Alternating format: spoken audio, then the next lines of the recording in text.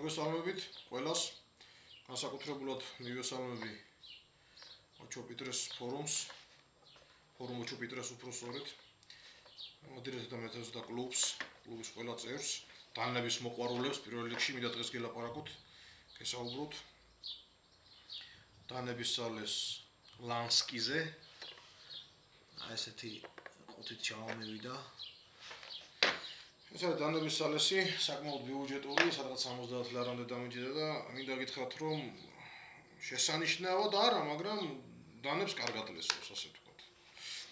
შესანიშნავად, მაინც ცოტა ისეთი ძალიან მაღალი ხმოვანი თქვა იქნება. აი თვითონ სალესი მოყვება 5 ქვა, სხვადასხვა მარცვლოვანი ქვები არის ესა, 70-დან დაწყებული, ულტრაფაინამდე დამთავრებული. მოყვება ასევე დანების ჩასამაგრებელი, რის საშუალებითაც ჩვენ კუთხეს განსაზღვრავთ, ნალესის კუთხეს და დანას ვაფიქსირებთ, ასევე მოყვება თავისი ზეთი. და ეს სამაგრი ჭხირები. ეს სამაგრი ჭხირები თავიდან რაც არ მომეწონა იყო ის, რომ მაგრად ეს თავის სამაგრებში იყო ძალიან მჭიდროდ ჩამაგრებული და ამოღება ჩადების პრობლემა იყო ხოლმე. ყოველთვის მე ისე ვქენი, რომ სამაგრებს და დავაფართოვე. და ეხლა თავისუფლად ჩადის და ამოდის, პრობლემა მოხსნილია. ახლა ცოტა ლესვის შესახებ. რაც შეეხება დანების სამაგრს თვითონ ის მოწყობილობა. აქ მაგრდება დანა. რის შედეგაც უკვე მე ხდება დანის გალისვა. დანის ჩამაგრება ცოტა არ იყოს ესეთი საქმეა. უნდა ყურადღება მიაქცეს, რომ დანას სწორად ჩამაგრდეს სამაგრში, თორემ წინააღმდეგ შემთხვევაში გავაფუჭებთ დანას. დიდი დროს დავხარჯავთ და მაინც ვერ იქნება ეს შედეგი ნაჩვენები. დღეს მაგალითზე მინდა ჩემი დანა ასე დიდი უზოდელი დანის მაგალითზე გაჩვენოთ როგორ ლესავს ეს სალესი, როგორ მაგრდება, გავხსნით პირს იმას სამაგრს და ჩავამაგრებთ შიგნით დანას. დანა ესე უნდა იყოს ჩამაგრებული შიგნით, რომ ორივე მხარეს ცენტრში დავამაგროთ რა ასე ვთქვათ. რომ ერთი მხარეს და მეორე მხარეს თანაბარი იყოს აქედან და იქიდან. როცა ქვას გავატარებთ ზედრო, პრობლემა არ გქონდეს, ასე ვთქვათ. თანაბრად გალესოს. აუცილებლად გჭირდება პატარა სახრახნესი, რის საშუალებითაც მე პირადად ესე ვხმარობ ამას. ცოტა მოუხერხებელია, ცოტა რაღაცეები, მაგრამ იტოქში ფასთან გამომდინარე თავის საქმეს აკეთებს ეს სალესი.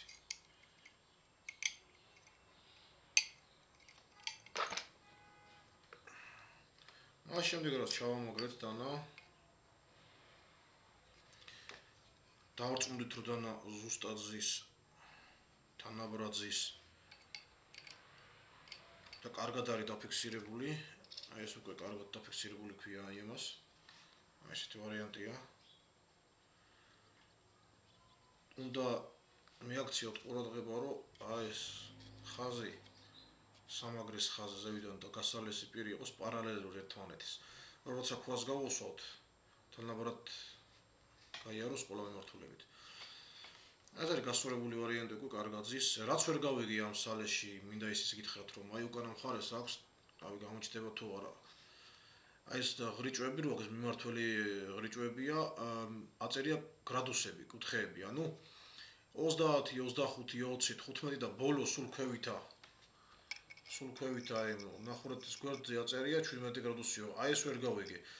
ვერ გავიგე ის, რომ ნახურეთებს შორის მანძილი თანაბარია და სხვაობა კიდე 5 გრადუსი მოდის, 20, 25, 20 და ქვევითა საიდან მოვიდა 17 გრადუსი ვერ ხვდები. 17 კი არა, მე მგონი 15 გრადუსზე გალესავს ეს. ნალესის კუთხე იქნება 15 გრადუსი. რავი, ჩემი აზრით ყოველ შემთხვევაში ეს როგორ მოხდა 17 გრადუსი, რომელი არითმეტიკა, რომელი ფორმულა, მაგდენი მათემატიკა არ ვიცი, სიმართლე რომ გითხრათ. ჩამაგრდა დანა ასეთ ფორმაში. ხანი გვერდით გადავდოთ და ახლა შევუდგეთ ქვის დამაგრებას. დაგჭირდება ეს ჭხირი, რომელზეც ზევით ვილაპარაკე, ესეთი ლითონის ჭხირია. ჩემ შემთხვევაში დანა გალესილია უკვე და უბრალოდ ულტრაფაინს გადავატარებ ზევიდან, იმიტომ რომ ახლა ამ წყვილმარცვლოვანი ქვების გადატარებას უკვე აზრი აღარ აქვს, ყველა უნდა დავხარჯოთ დრო. პრინციპი ერთ და იგივე იქნება. ეს ჭხირი ქვაში მაგრდება უკანა მხარეს აქვს ნახურეთ და მე ფიქსატორზე. უნდა შეიცვალოთ, რამეს სწორ ზედაპირზე დადეთ ეს. და ის ჭხირიც ისე გასწორდეს, ანუ ეს ქვის ქვა და ჭხირი ერთ ჰორიზონტზე უნდა იყოს რა. ანუ ეს რო ზევით იყოს ჩაწეული ან პირიქით დაბლა ჩამოწეული, ეს დაუშვებელია. თანაბრად უნდა იჯდნენ ესენი. აი ასეთ ვარიანტში. რამეს სწორ ზედაპირზე დადებთ, გასწორდება და მე უკინა ფიქსატორს ასე დაადრიალებ, დაიჭირება და გამახვდა. ანუ პრინციპი ნაბუნია. დამაგრდა, აი შეამჩნიეთ აი ეს ხაზი და ეს თანაბარია რა, თანაბრად უნდა იყოს. შემდეგ უკვე ხმარობთ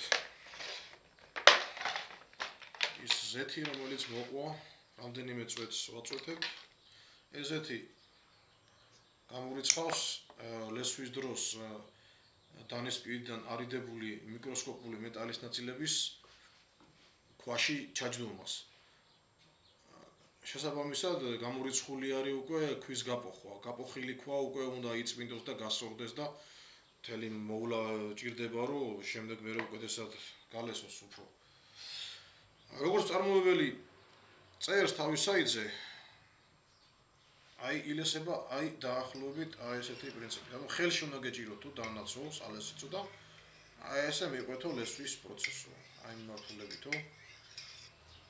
ეს კი როცა პირი აქვს ასაწყობი მარტო და აი ეს ბოლო ქვას ხმარობთ, კი გასაგებია, რომ ასე შეიძლება ადამიანმა რომ გალესოს დანა, მაგრამ როცა დანა საერთოდ გასალესია და ჩვენ ხმარობთ მსხვილ მარცვლოვან ქვებს, ხელში დაჭერილი და ესე ნალესი წარმოუდგენლად მიმაჩნია.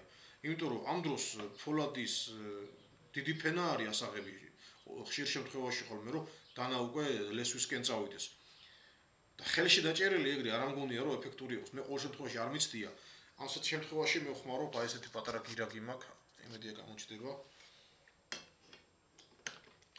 ну ასე გავაკეთე ყოველ შემთხვევაში, როცა ეს დანა თავიდან გასალესი იყო. მოვაყოლე შესაბამისად ის მსხვილმარცვლოვანი ქვა ჩავაყენე. და აი მართულებით ინტენსიური მოძრაობით ორივე მხრიდან, ჯერ ერთი მხრიდან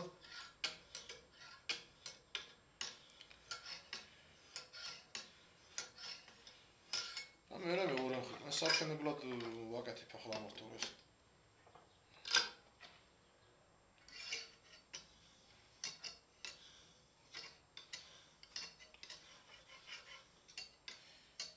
გამოდიდებული დაკვირვება უნდა იქ ყველაფერი გამოგჩან, ხო ყველაფერი თანაბრად გაილესა და თუ სადმე გამოსასწორებელია უკვე იმ ადგილს მიხედავთ. თუ პრინციპი ლესვის პრინციპი არის ეს. მინუს ის აქვს რომ არ მოყვება სალეს სამაგრი. როგორც დაუშვათ იგივე Edge Pro-ს. მაგრამ Edge Pro ხარისხიანიც არის, რა თქმა უნდა, მაგრამ ფასიც მეტი აქვს. ну ასე დამგვარად ხდება ლანსკის სალესით გალესვა. აუცილებლად უნდა გაიწმინდოს მე ეს ქვა. სუფთად შევინახოთ შემდეგი ლესვისთვის. და კიდე ერთი პატარა ნიუანსი, როცა ეს ქვები თავის ყუთში შენახულია, ძალიან ხმაურობენ შიგნით და რაც ეს საძაგელ ხმას გამო რაჭხავდება თან და მეტი დაცვისთვის მატერიის პატარა ნაწილი ჩავდეს შიგნით და ესე მჭიდროდ შევინახავ ხოლმე, გაჩვენოთ ახლა რასაც ვიცახი.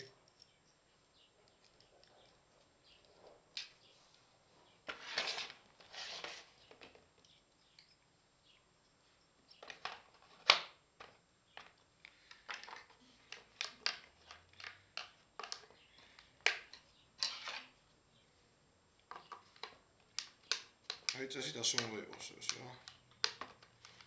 დაახუროთ უკვე ზევიდან. და თან კიდე დაახლოებით აქ ქვები და ჭხირები ერთმანეთს მიედება და აი ქვები გაფუჭდება ასე თუ და პატარა ასეთი ნაჭერია მაქვს დილოს ნაჭერი. და ქვებს დავაფარე ხოლმე ზევიდან რომ შესაბამისად უკვე ბილად არის და დაცულია თან ხმასაც არ გამოსცემს. ასე ვთქვათ. ეს პატარა იმ ულტრაფაინს მე არ ვამთავრებ ხოლმე წესით როგორც ასეთი დანის გალესვას, მე ესეთ მოწყობილობა გავაკეთე. ალბათ გინახიათ ძველ დროს ქონდათ ხოლმე აი საპარკმა ხუროებში მინახავს ხოლმე ადრე პატარაობისას, პირისადაც სამართებლის. ერთ მხარეს არის დამაგრებული ხაუიანი ტყავი და გამაზულია პასტაგოიათი. და მეორე მხარეს იგივე ტყავი იყო, მეორე მხრიდან უკვე ეს პრიალაზე დაპირით, ეს უკვე ბოლო ეტაპია. ანუ პირისაწყობის დროს ესეთი მიმართულებებით. და სხვადასხვა ძალიან კარგად აწყობს პირს და სხვადასხვა ძალიან კარგად ლესავს კიდევაც. ანუ თუ ძალიან არ არის დაბლაგებული და რაღაც ისეთი ნაკვეთები არ აქვს პირს და უბრალოდ დაბლაგდა, აი ასეთი მეთოდით ძალიან ადვილად გალესავთ და დაუბრუნებთ პირვანდელ სახეს თქვენ საყვარელ დანას. ახლა ნახოთ როგორ გაჭრის თქვენი დანა. ახლა გალესილი, იმედია გაჭრის. ეს ხელი თუცელია.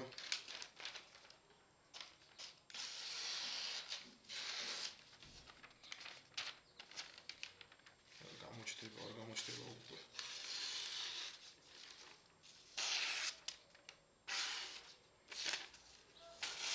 რაც თუ ჭრის რა. ეს იყო და ეს მინდა მეჩვენებინა. დამაპირებ ვიდეო გადავიღო. კარგად იყავით, წარმატებები ყველას.